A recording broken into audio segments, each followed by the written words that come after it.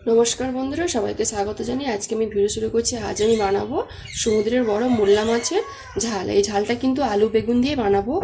দেখুন, প্রথমে কিন্তু আমি মোল্লা মাছটা পরিষ্কার করে ধুয়ে নিয়েছি। এর কিন্তু খুব ছোট ছোট আঁশ থাকে, দিয়ে নুন হলুদ মেখে নিয়েছি। এদিকে আলু কেটে নিয়েছি, বেগুন কেটে নিয়েছি, টমেটো দুটো, পেঁয়াজ কুচোনো আর চেরা কাঁচা লঙ্কা।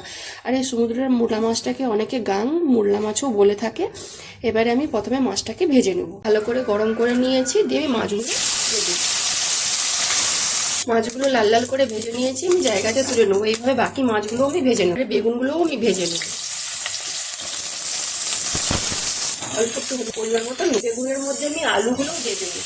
মশলা বেটে নেবো। দেখুন, কালো সাদা সরষা নিয়েছি আর শুকনো লঙ্কা নিয়েছি। এর মধ্যে আমি গোটা জিরে 1 চামচ দিয়ে দেবো, সামান্য একটু নুন দিব। ভালো করে আমি পেস্ট করে নেব। আলু বেগুনটা লাল লাল করে ভেজে নিয়েছি, জায়গাতে তুলে নেব। আমি তরকারিটা বসাবো, তাই জন্য আমি সরষার তেল দিয়ে দেবো কড়ার মধ্যে।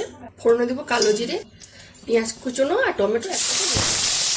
পেঁয়াজ টমেটোটা দেখুন লাল লাল করে ভেজে নিয়েছি। এবারে দিয়ে দেবো বাটা মশলা, কালো সরষা, গোটা জিরে, শুকনো লঙ্কা একসাথে আমি পেস্ট করে নিয়েছিলাম। পুরো মশলাটা আমি দিয়ে দেবো। 1 চামচ হলুদ গুঁড়ো, পরিমাণ মতো নুন। মশলাটা আমার ভালো করে কষানো হয়ে গেছে।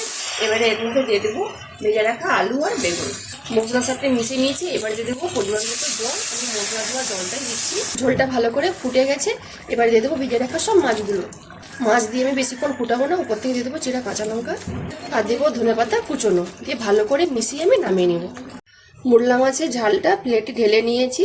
আর এই মোল্লা মাছের ঝালটা আলু বেগুন দিয়ে কীভাবে বানালাম দেখলেন তো রেসিপিটা। যদি ভালো লেগে থাকে তাহলে অবশ্যই একবার বাড়িতে বানিয়ে খাবেন আর আমাকে কমেন্টে জানাবেন। যেসব বন্ধুরা আমার রান্নার ভিডিও দেখতে পছন্দ করেন তারা আমার পেজটাকে লাইক কমেন্ট শেয়ার করবেন।